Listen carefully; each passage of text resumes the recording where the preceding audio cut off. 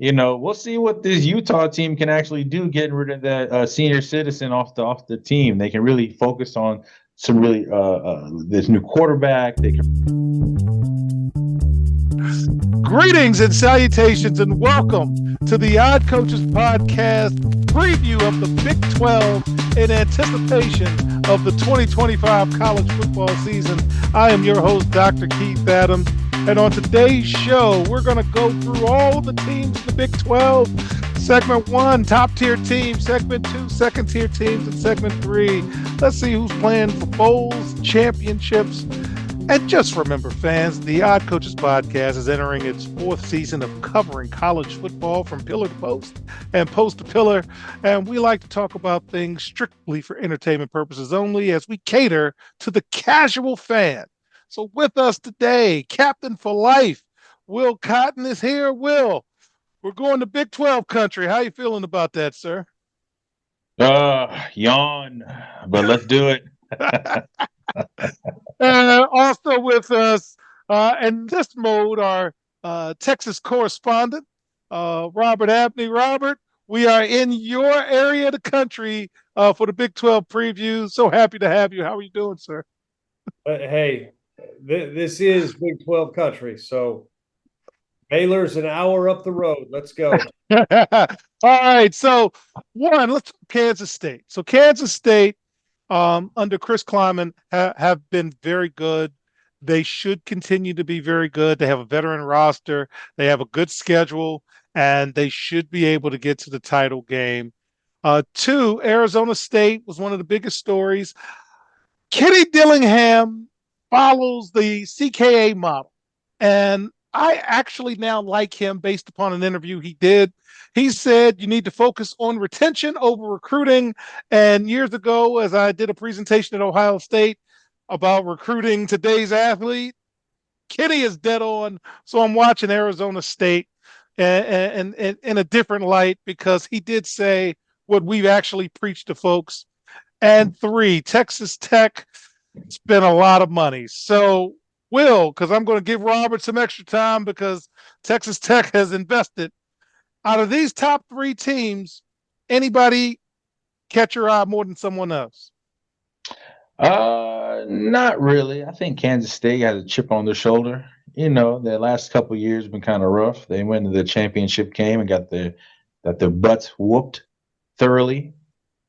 And so then the following year they went out. They lost. They didn't do very well. They think they lost to Colorado, and things kind of fell off the rails for them. So yeah, I expect them to make a comeback and kind of put that stamp in the Big 12 and say, okay, this conference isn't up to grabs. This is ours.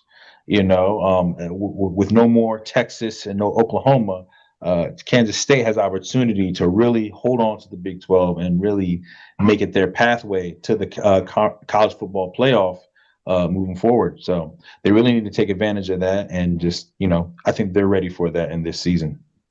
Okay, Robert, the national media has told the world Texas Tech has put their money where their mouth is. Looking at the top 3 teams, can they buy a championship? I mean, Texas Tech went all in. They went all in, and they have made a lot of national media splashes with some of the ways that they have spent their money. But I mean, they went all in Lubbock. They upgraded facilities. They upgraded the coaching staff. They have put a lot of money into their roster. I mean, they're going to be really good. They're going to be good. They're probably, I mean, they will not be Texas A&M and Texas good.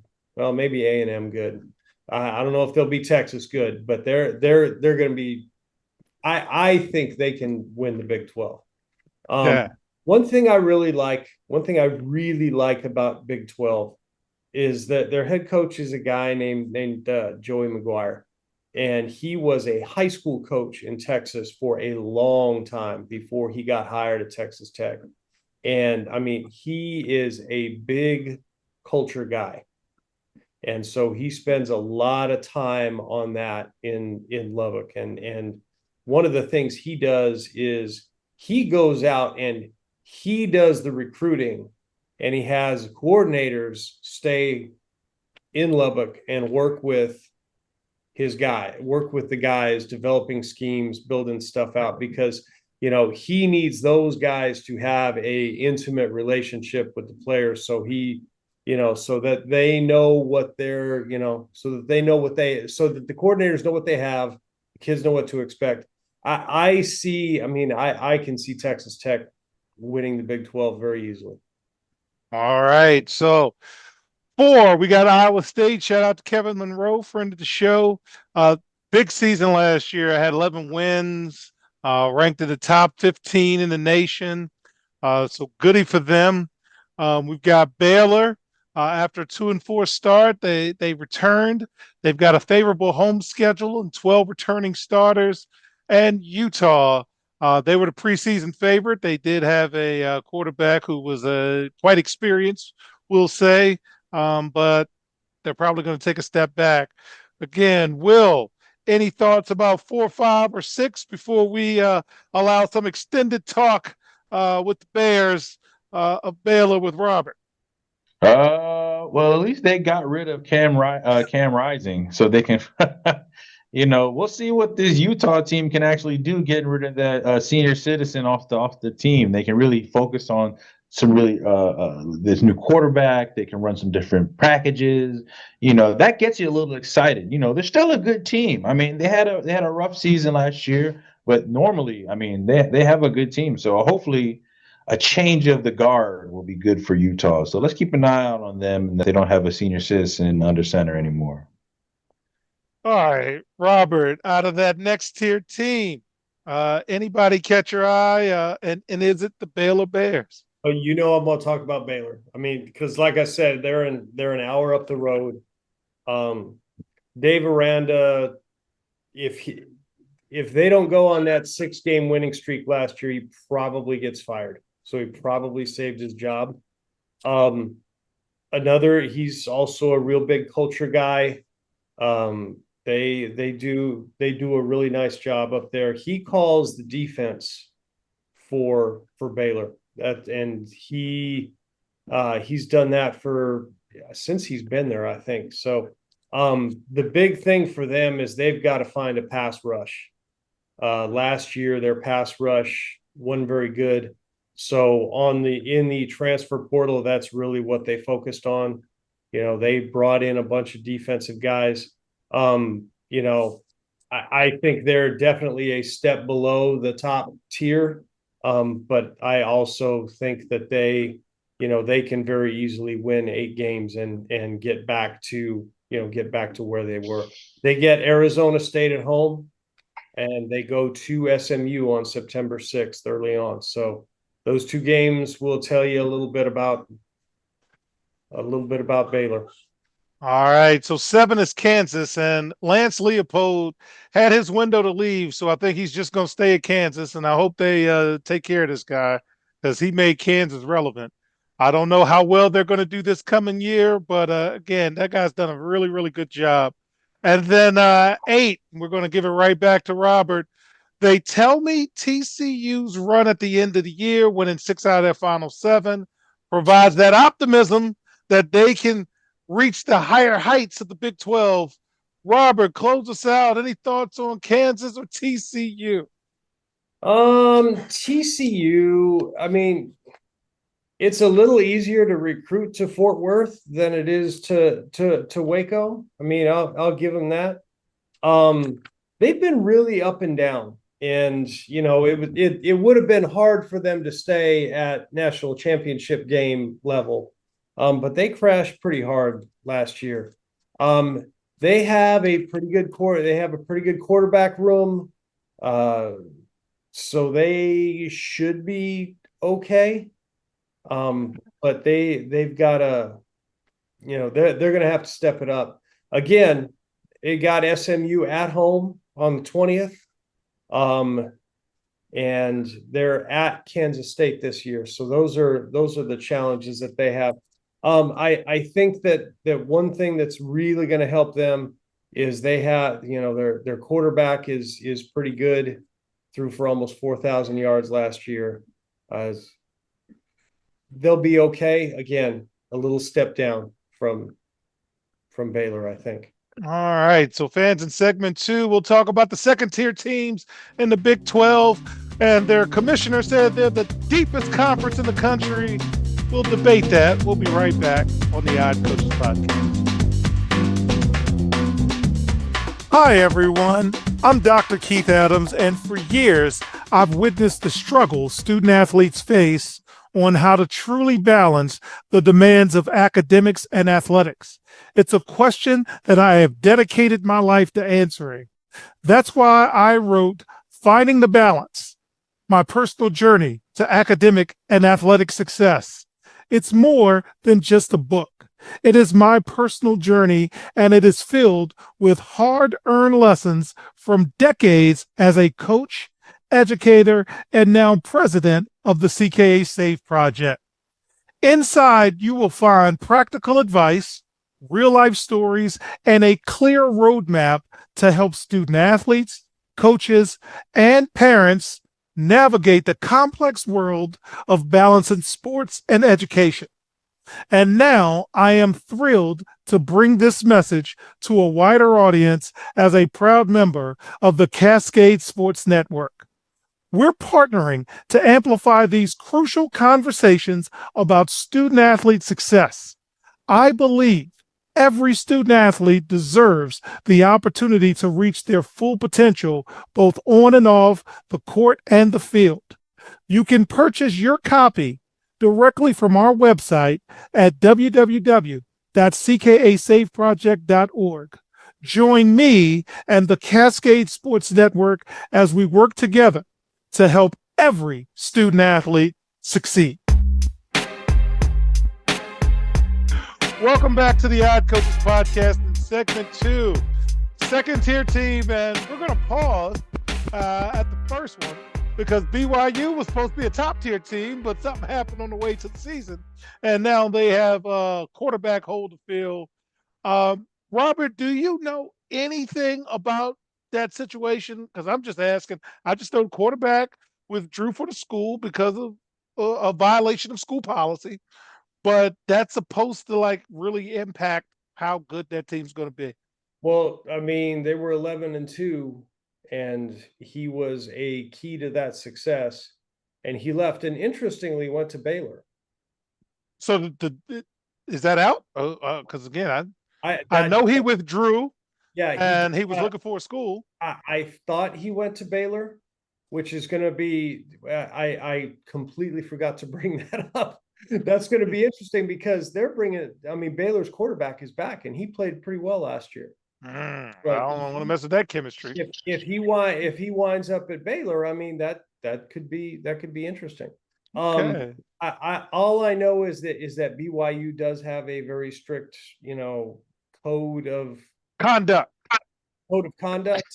And He was in violation of. he was in violation. And we will walk slowly away from the table with our hands up. Okay, Will, I want you to take care of this one for me. Colorado. All right. Yeah. So Dion is going to be in a better spot, I think, because his kids aren't there and his main recruits are not there. So now he's got to kind of coach everybody. But he's been away the entire offseason dealing with health concerns, and we hope everything is going well with Dion. Prior to his arrival, Colorado was irrelevant, and now Colorado is relevant. But what constitutes a success now that all of this is gone? He hit the recruiting trail. He hit the transfer portal. He brought both quarterbacks to media day. But seriously, Will, what do you think Colorado's going to be this year? Well, it's going to be a rough season. I mean, you don't just replace a Shedeur Sanders. You don't replace a Travis Hunter, as much as I'm skeptical about them following. But I think they're still, they're still Colorado. They're still, their offensive line is still the suspect. They gave up a lot of sacks. And it's gonna, with not Dion, if he's actually on the sideline, I think they'll do pretty well. I think his voice, I think he's a good leader. I think they follow him. I think that's the reason they came to Colorado. Now, once we talk about if he's missing games or because of his ailments, he can't, walk on the sideline, he has to be in the booth. you're losing a lot of energy in that sideline. You lose a lot of that immediate decision making outside of that. It'll be difficult for them. And again, there's a lot of people who still don't like Colorado. They still don't like Prime. I mean, they still don't like the fact that they did well and his son went to the NFL and Travis Hunter went to Heisman and he's making all this money. There's people who don't like that and they think it's a showboat kind of thing. So best believe you're going to get everybody's A1, A plus game, and you have to have the same focus that you had. And I don't know if they have the same talent they had last year. We'll see. We'll see. I don't think they're going to be in. I think they're going to have I think they're going to have I would say a disappointing season. I don't think they're going to be in the run for the Big 12 title. I think they're going to be back into where Colorado fits 4 or 5 wins, 6 wins, and see what's going on. And I think that's a be out for Sanders to kind of get out of there and go to a different team. All right. So, Robert, I'm going to give you Houston. Willie Fritz didn't have the best debut season, but we've got the jitters out, I guess. So, will the Cougars make a massive jump in the Big 12? Well, it's funny you just talked about Colorado because Willie Fritz is a good coach. He's a really good coach. He's highly respected. They have a kid named Connor Wegman playing quarterback for them. You might recognize that name because he was at Texas A&M, and he left Texas A&M because things didn't go very well for him at Texas A&M. So it'll be interesting to see how he does at Houston. I mean, he at least has played at that level, so he understands what is required. Whether he can do it, that's another story. But Houston starts their season with games. They host Stephen F. Austin and they go to Rice. Those are the 2 games on their schedule that they definitely should win. And then on September 12th, they host Colorado. And that's going to be a really big game for both of those teams because if Houston really aspires to have a better season, to improve on a 4-win season, they got to win that game. They got to win that game. And I think if Colorado is going to prove that they are able to continue on the road that they have with Coach Prime getting better, they've got to win that game. So anyway, that'll be interesting. It's Houston has a difficult schedule. They have to go. They do host Texas Tech, and that's good for them. They host TCU. They finish at Baylor. So it's not going to be an easy road for them. They do not play Kansas State. That will help them. But Can they improve on 4 wins? Sure. Could I see them being bowl eligible? Absolutely. All right. A lot more than that? No. Not much more than that. Okay. So 12, Cincinnati. Cincinnati has shown you can win there, but this group just hasn't done that. 13's Oklahoma State. I am not a Mike Gundy fan. I'm sorry. And they were 3-9 last year. He took a pay cut. They were 0-9 in Big 12 play. I hope they do better. Some of his verbiage, somebody needs to talk to him about how he talks about the portal and don't use the word cheating in sentences. Try to avoid these types of things. Rich Rod is back in West Virginia. Morgantown gets it in, man. So good luck to Rich Rod. But hey, I don't think they're going to be very good. Just remember, you can't go home again. I said good luck to him. But that's going to be challenging. Arizona should be better than what they are. And Arizona makes me mad. And you know who else makes me mad? UCF, because they should be good. Scott Frost, somebody teach him how to do an interview because that's not good. And I hope you do well with all the crap you talked. And Will, out of these last tier teams in the Big 12, any of them catch your eye or irritate you like they've irritated me? No, not really.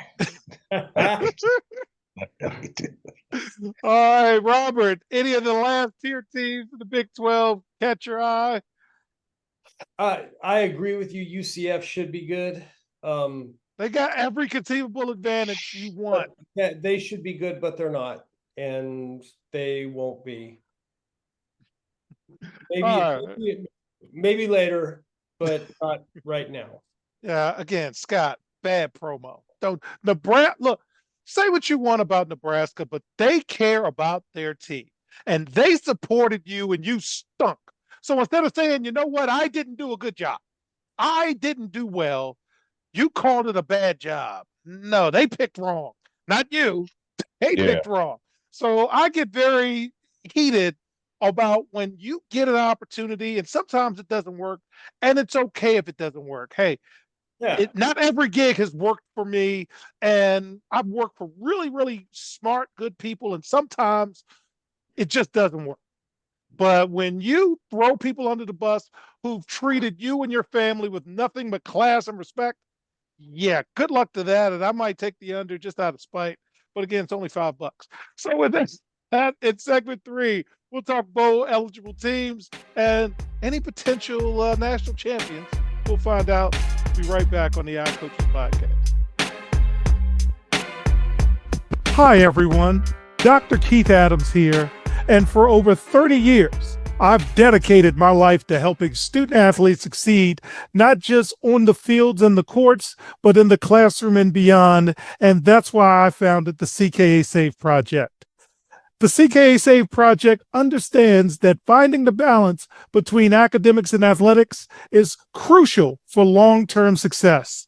That's why the CKA Save Project offers a range of programs, including personalized consulting, mentorship, and coming in 2027, our innovative Gap Year Basketball Academy designed to assist both young men and women reach their full potential both on and off the court.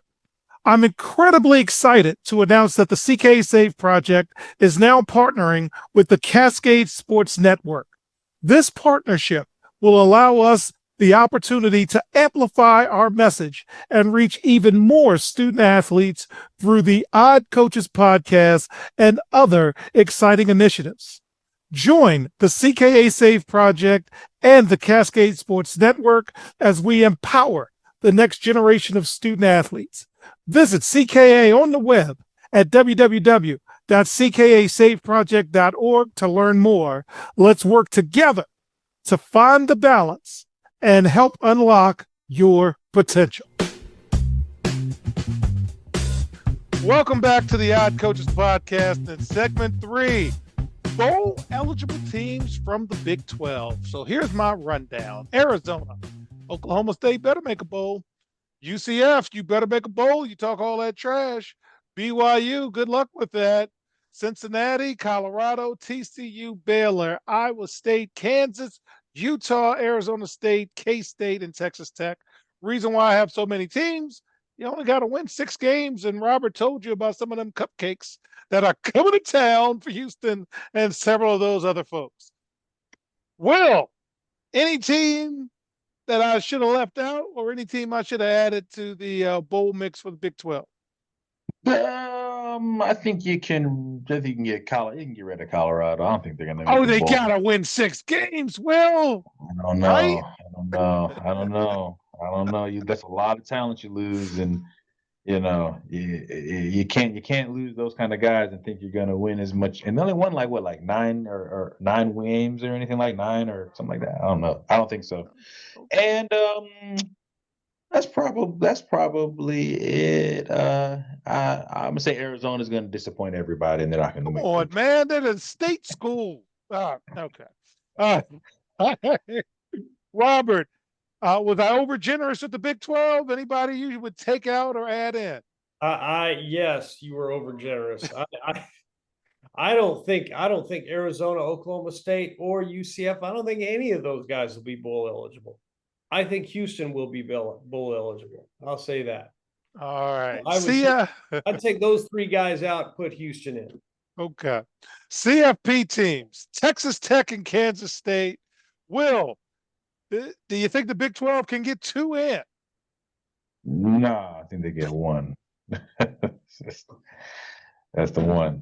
Okay. Robert, can the Big 12 get 2 in?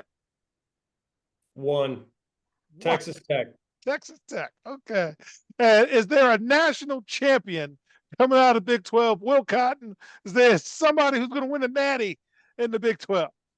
Thank you so much for the Odd Coaches podcast. Thank you for listening to us. No, there's nobody that's going to the national championship. Come on, Robert, upset city. They're going to run through the big dogs of the Big Ten and the SEC and host up the Natty, right? There's somebody in there. I think Texas Tech is going to win the Big 12, but until they show that they can play defense against somebody, anybody, that ain't happening. Yeah, the Big 12 do have those 56-35 games every week, and I keep taking the under, thinking somebody's going to play defense. Yeah, And Will shakes his head at me every week. What are you doing, coach? They're not going to play defense. Somebody's got to stop. All right, good stuff. So on behalf of our cavalcade of stars, I'm Dr. Keith Adams saying thank you for listening and or watching the Odd Coaches podcast, also seen on the Cascade Sports Network. And we will see you on the sidelines. Until next time, take care.